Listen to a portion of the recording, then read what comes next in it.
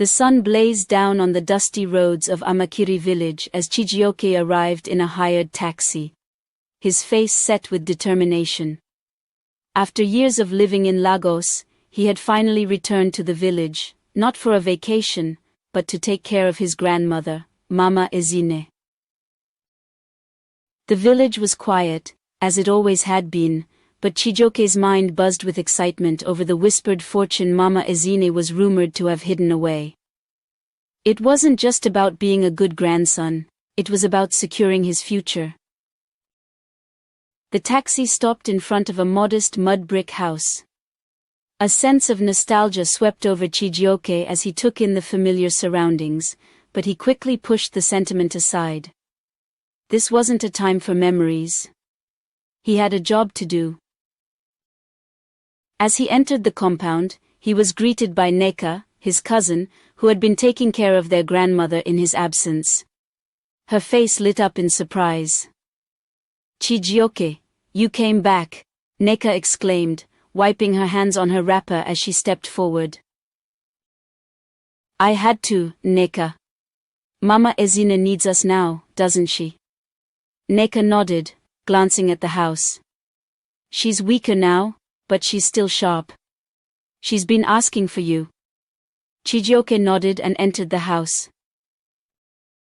Inside, the faint scent of herbs filled the air, and there, lying on a bamboo bed, was Mama Ezinne, her frail body covered with a faded wrapper. Her once piercing eyes were now sunken, but still held a glint of recognition as Chijioke approached. "Chijioke," she whispered, her voice raspy. "You came back." "I couldn't stay away, Mama," he said, kneeling beside her. "I've come to take care of you." Mama Ezinne smiled weakly and reached out to touch his hand. "You've grown so much. But caring for an old woman like me, it is not easy." Chijioke squeezed her hand gently. "I'm here now, Mama. I'll make sure you're comfortable." For the next few days, Chijioke settled into the routine of caring for his grandmother. He ensured she ate her meals, bathed her, and kept her company. He pretended to be the devoted grandson everyone expected him to be.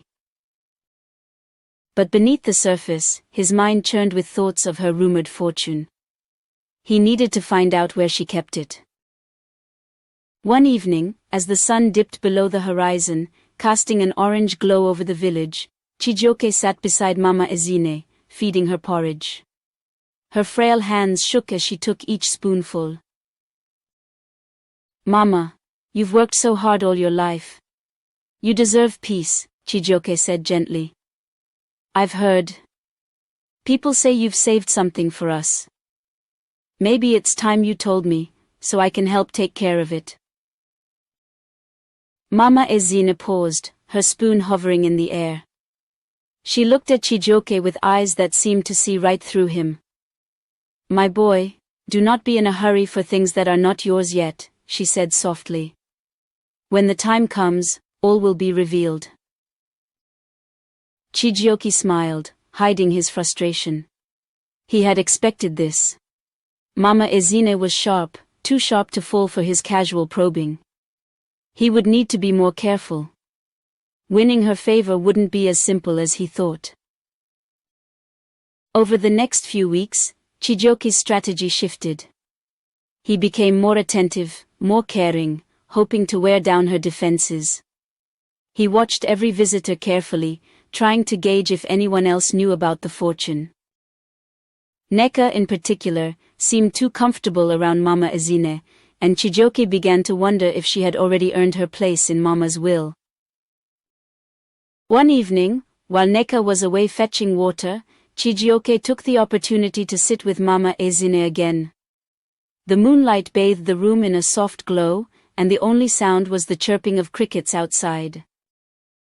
"Mama, you've always been the strongest woman I know," Chijioke began, his voice low and sincere.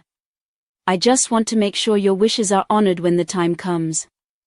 I don't want anyone taking advantage of you." Mama Ezinne looked at him for a long moment before speaking. "Chijioke, My wealth is not something you can carry in your hands. What I have is greater than money. It is something I will pass on, but only to the one who proves worthy. Chijioke's heart skipped a beat. He was close. He knew it. Worthy? Mama, I want to be that person. I want to honor you. Mama Ezinne smiled faintly, her eyes closing as if she were falling asleep. Then you must show me, Chijioke. Actions, not words, will decide who is worthy. As Mama Ezinne drifted off to sleep, Chijioke sat back, the weight of her words heavy on his mind. He had come here for her fortune, and now it seemed that the price for winning it was greater than he had imagined. He would have to prove himself, truly prove himself, and that realization gnawed at him. Chijioke stood up quietly, his mind racing with new schemes. He had to win her favor, no matter the cost. But as he stepped out into the night, a nagging feeling crept into his chest. Was he really prepared for what lay ahead? The roosters crowed as the first light of dawn peeked through the window, but Chijioke was already awake, lost in thought. Mama Ezinne's words from the previous night haunted him. Actions, not words, will decide who is worthy. What kind of test would she subject him to? He hadn't expected her to make this so difficult. He had imagined the process to be simple: show up, care for her, get the money. But Mama Ezinne was playing a game of her own, one he needed to win. Determined to prove himself, Chijioke resolved to go above and beyond. As the days passed, he became more devoted, doing every task with precision and care. He massaged her legs when they ached, fetched water from the stream, and even prepared her herbal medicines from the bush, just like she had taught him as a child. The villagers noticed his effort, and word spread that Chijioke was a model grandson, sacrificing everything to care for his grandmother. But behind the praise, his frustration grew. Despite his dedication, Mama Ezinne remained distant, neither acknowledging nor rejecting his efforts. He still hadn't found any clues about the fortune, and Neka's frequent presence only heightened his paranoia. One afternoon, as the sun hung lazily in the sky, Chijioke was preparing Mama Ezinne's afternoon meal when Neka entered the kitchen, her face tired but calm. "Chijioke, have you noticed anything strange about Mama lately?" she asked as she helped him cut yam. Chijioke stiffened. Was Neka onto something? Did she know more than she let on? "What do you mean?" "She's been talking in riddles. Yesterday, she asked me if I knew the meaning of sacrifice." Neka shook her head, a small frown creasing her brow. "It's like she's trying to teach us something." Chijioke feigned ignorance. "She's old, Neka. Maybe her mind is playing tricks on her." But Neka wasn't convinced. "Maybe. But what if it's more than that? What if she's preparing us for something?" Chijioke's pulse quickened. He had a hunch that Mama Ezinne was testing them both, but he didn't intend to let Neka beat him. After all, he had given up everything, his job, his life in Lagos, for this. That night, after Neka had left for her own house, Chijioke sat with Mama Ezinne as she lay in bed. Her breathing was soft and shallow, and for a moment, she looked more fragile than ever. "Mama, how are you feeling tonight?" he asked, gently holding her hand. "I feel the end drawing near," she said, her voice barely above a whisper. "But before I go, there is something I must tell you." "Tomorrow," she continued, "you and Neka will take me to the old shrine by the river. There, I will know who is worthy to carry my legacy." Chijioke's mind raced. The old shrine. It was a forbidden place, one rarely spoken of in the village. People believed it held ancient powers, and only a few dared go there. He had never imagined Mama Ezinne would involve such a place in her test. "What do we need to do there?" he asked cautiously. You will see, she replied, closing her eyes. Chijioke stared at her, feeling a mixture of excitement and dread. This was it, the moment he had been waiting for. But why involve Neka? He couldn't let her steal what was rightfully his.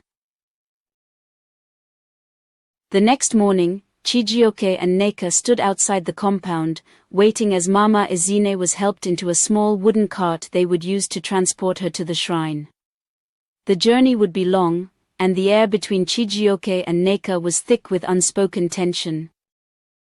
As they pushed the cart down the dusty road, past the village and into the dense forest, Chijioke couldn't help but feel like every step brought him closer to something unknown.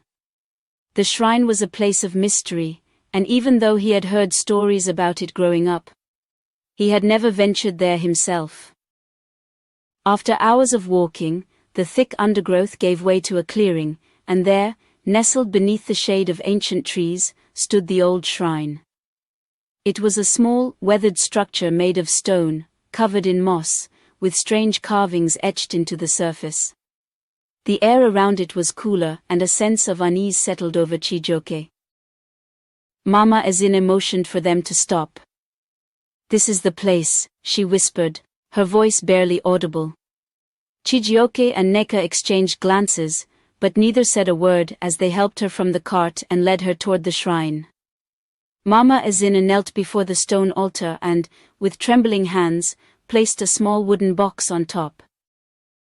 "In this box," she said, her voice stronger now, "is my legacy. But only the one who proves worthy will receive it." Chijioke's breath caught in his throat as Mama Ezinne turned to face them. Her eyes were sharp, almost as if they had regained their youthful power. "To prove yourselves, each of you must sacrifice something dear to you." Neka's eyes widened. "Sacrifice? What do you mean, Mama?" "Your sacrifice will reveal who truly deserves my legacy. Chijioke, Neka, you must each place something precious to you on this altar." Chijioke's mind raced. What could he offer? What could possibly be enough to secure his inheritance? His eyes darted to Neka, wondering if she was as conflicted as he was. Neka stepped forward first, her face solemn as she removed the beaded necklace she always wore, the one Mama Ezinne had given her as a child. She placed it on the altar, her hands shaking. Chijioke clenched his fists. He hadn't expected Neka to act so quickly. What was he supposed to offer? His sacrifice needed to be greater, more meaningful. He hesitated, his mind spinning. Could he really give up something dear to him for this fortune?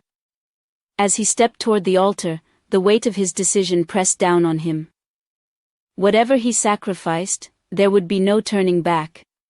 And the prize, Mama Ezinne's legacy, was just within his grasp. Chijioke stood frozen before the altar, the stone shrine seeming to grow more imposing with every passing second. The cool air around him thickened, almost suffocating in its stillness. His mind raced. What could he offer as a sacrifice? Neka had given something precious, but what did he have that could match the significance of her beaded necklace, a treasured family heirloom? As he stood there, beads of sweat forming on his forehead, he thought of the one thing that had been with him through his struggles and victories in Lagos. His father's wristwatch. The gold-plated watch, passed down from his late father, had been his constant reminder of family and legacy. It was his most prized possession, something he had never been willing to part with, until now. Chijioke's heart pounded as he reached into his pocket, pulling out the watch. He stared at it for a moment, feeling the weight of its history in his hands. He had worked hard to live up to his father's expectations, to be successful, to make a name for himself in the city. And now, he was about to give away this symbol of everything he had worked for. But what was a watch compared to a fortune? With trembling hands, Chijioke placed the wristwatch on the stone altar beside Neka's necklace. He stepped back, his heart racing, and waited for Mama Ezinne to speak. The old woman, still kneeling before the altar, looked at the two offerings. Her expression was unreadable, and the silence that followed felt like an eternity. Finally, Mama Ezinne spoke, her voice soft but clear. "The sacrifices have been made. Now, we wait." "Wait for what?" Chijioke asked, the tension in his voice barely concealed. Mama Ezinne didn't answer immediately. Instead, she closed her eyes and began to hum a soft, haunting tune that seemed to echo through the trees. Chijioke and Neka exchanged nervous glances, unsure of what was happening. The shrine, once just a forgotten relic, now felt like a place of deep, ancient power. Minutes passed in silence, broken only by Mama Ezinne's humming. Then without warning, the ground beneath the shrine trembled slightly, and the air grew colder. Chijioke's breath caught in his throat as he watched the altar glow faintly. Mama Ezinne opened her eyes slowly, the glint of knowledge and authority evident. "The spirits have heard your offerings. Now, the true test begins." Chijioke's heart skipped a beat. He thought the sacrifices were the test. What more was there to do? "Each of you has given something dear to you," Mama Ezinne continued. "But the spirits require more than just objects. They require proof of your heart's intentions." Neka looked confused. "But Mama, we've sacrificed what we hold dear. What else do they want?" Mama Ezinne's eyes rested on Chijioke, her gaze piercing through him. "They want to see what you are truly willing to give up. The greatest test is not what you put on the altar, but what you hold in your heart." Chijioke felt a wave of anxiety. This wasn't going as he had planned. He had thought the physical sacrifice would be enough. But now, it seemed Mama Ezinne and the spirits wanted something more, something deeper. "The spirits have given you a choice," Mama Ezinne said, her voice slow and deliberate. "To inherit my legacy, you must prove that you can let go of your ambition and pride. You must show that your love for family is greater than your desire for wealth." Chijioke's stomach dropped. Let go of his ambition.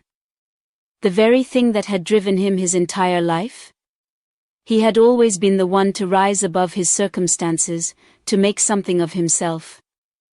Now, she was asking him to give that up? Neka, standing beside him, was just as bewildered. She stepped forward, her voice trembling. "Mama, what do you mean by letting go of ambition?" Mama Ezinne's gaze softened as she looked at her grandchildren. "You came here hoping to win my fortune, to inherit what you believe will make your lives easier. But wealth is not always measured in coins. The greatest inheritance I can give is one of wisdom, love, and unity. If you seek only riches, you will lose what truly matters." Chijioke's mind raced. He had already sacrificed the watch, his father's legacy. And now she was asking him to sacrifice his own future. His dreams. How could he let go of the ambition that had driven him to leave the village in the first place? "I have worked so hard, Mama," Chijioke finally spoke, his voice thick with frustration. "All I've ever wanted was to be successful, to make our family proud. How can you ask me to let go of that?" Mama Ezinne looked at him with a mixture of sadness and understanding. "Chijioke, ambition is not evil. But when it blinds you to the needs of those around you, it becomes dangerous. The legacy I leave behind will not go to the one who seeks only wealth, but to the one who understands the value of family, of love, and of sacrifice." Chijioke clenched his fists. This wasn't fair. He had given up his life in Lagos to care for Mama Ezinne. He had sacrificed everything. Wasn't that enough? Neka, standing beside him, seemed to be having her own internal struggle. But then, with a deep breath, she stepped forward. "Mama," she said quietly. "I understand. I may not have much, but I'm willing to stay here, to take care of the family and the village, even if it means giving up my own dreams." Chijioke stared at her in disbelief. Was she really willing to do that? Was this part of her plan, to win Mama Ezinne over by pretending to be the selfless one? Mama Ezinne nodded at Neka, her face softening. "The spirits see your heart, Neka." Chijioke felt a surge of anger and panic. Neka was winning. She was taking everything from him. He couldn't let this happen. But then, as he looked at his grandmother's frail form, and remembered his father's words about family, something inside him shifted. He could lie, pretend to be selfless like Neka, but would that really get him what he wanted? Was this inheritance worth losing his soul over? Chijioke swallowed hard, stepping forward. "Mama," he said, his voice quiet but firm. "I have been wrong. I came here for the wrong reasons. But I'm willing to learn. I don't want to lose my family for the sake of wealth. I want to make things right." Mama Ezinne's eyes softened even more, and for the first time, Chijioke saw a flicker of approval in them. "The spirits have seen both of you. And now, the final decision will be made." The ground trembled again, and the glow from the altar intensified. Chijioke and Neka stood in tense silence as Mama Ezinne closed her eyes, awaiting the spirit's judgment. The air around the shrine grew thick with an eerie stillness as the ground trembled beneath Chijioke and Neka's feet. The altar's glow intensified, bathing the shrine in an otherworldly light. Mama Ezinne remained still, her eyes closed, lips moving silently as if in communion with something unseen. Chijioke's heart pounded in his chest. This was it. The moment of truth. His mind raced, but he had no choice now but to trust in Mama Ezinne's words. He had come for wealth, but was beginning to understand there was something far greater at stake. Suddenly the glow around the altar faded, and the shrine fell silent.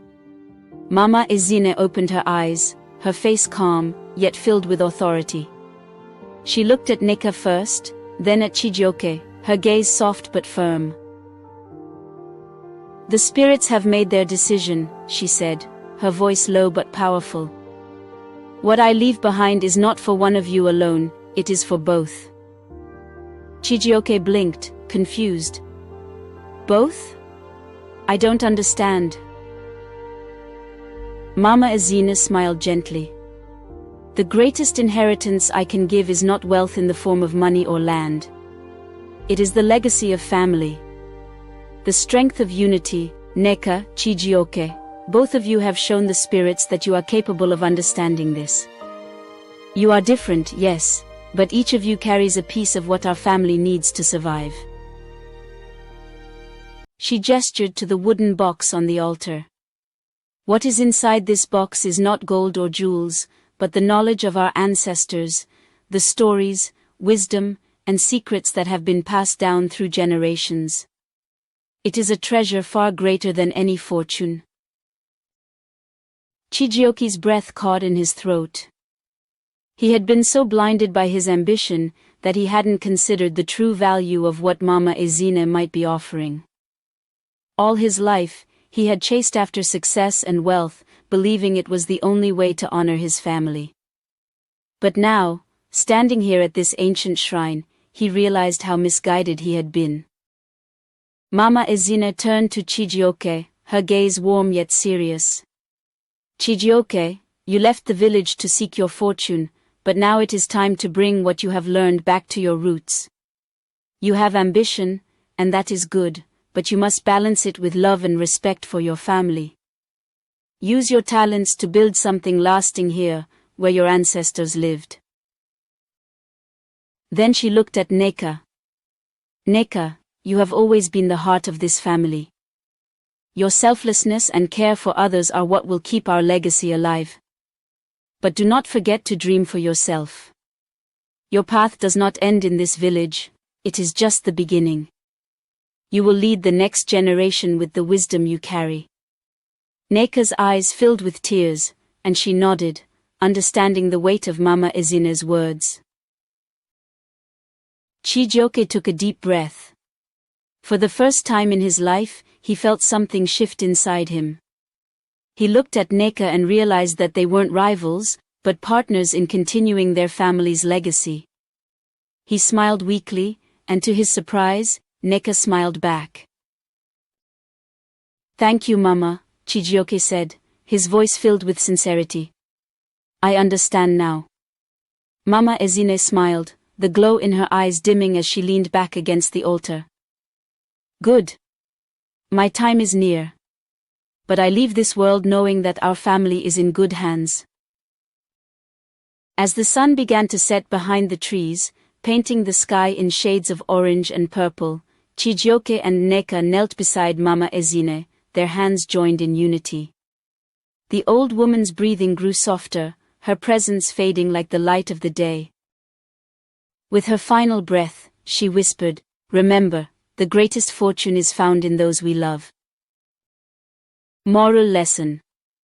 In life, it's easy to be consumed by the pursuit of wealth and success, but the greatest legacy we can inherit and leave behind is love, unity, and the wisdom of family. True riches are not measured in money or material possessions, but in the relationships we nurture and the impact we have on others. Thank you for watching this episode of The Last Favor. If this story touched your heart and reminded you of the importance of family, please give this video a thumbs up and share it with someone who might need to hear this message. Don't forget to subscribe to our channel for more inspiring stories that remind us of what truly matters in life. Stay tuned for more African tales and lessons. Until next time, remember, cherish your family, for they are your greatest treasure.